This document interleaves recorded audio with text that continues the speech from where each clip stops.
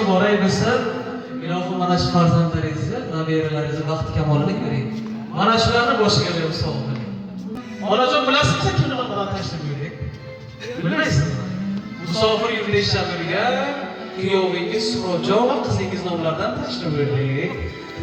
Albatta mana shu Surojon o'g'lingiz bizlarga kuyovingiz telefon qilishda aytdiki, oyijonimizni tug'ilgan kunlari shuni chiroyli qilib o'tkazib berasiz va mana shu o'zimni atagan sovg'alarni topshirasiz deb aytdilar. Marhamat, sovg'alarni qabul qiling. Marhamat, bo'g'raymiz. Mana shu berilgan kunlarda hamisha ochib turing. Mana bu Qur'oni Karim teplaridan boryapsiz. Shu niyat qilib o'rishdi. Xudo xolasa kelasi umra safarlariga, qat'iy safarlarga yuborishni mana shu qizingizga, kuyovingizga Ilohim nasib aylasin. Sog' bo'ling, salomat bo'ling.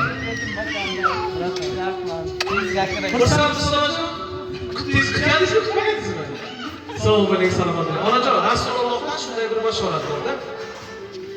Onlar jannat malaklaridan go'zal farishtadir.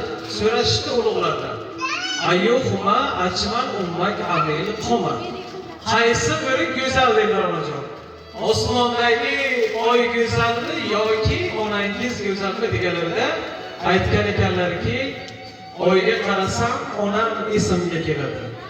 Onamga qarasam oy esimdan chiqadi. Demoqchilarki, osmondagi oydan meni onam chiroylilar demoqchilar. Onajon, biz ham mana shu qizlaringizni, kelinlaringizni, kuyovingizni birgalikda aytmoqchimizki, onajon mana shu chiroyingizga hech qachon ko'z tegmasin.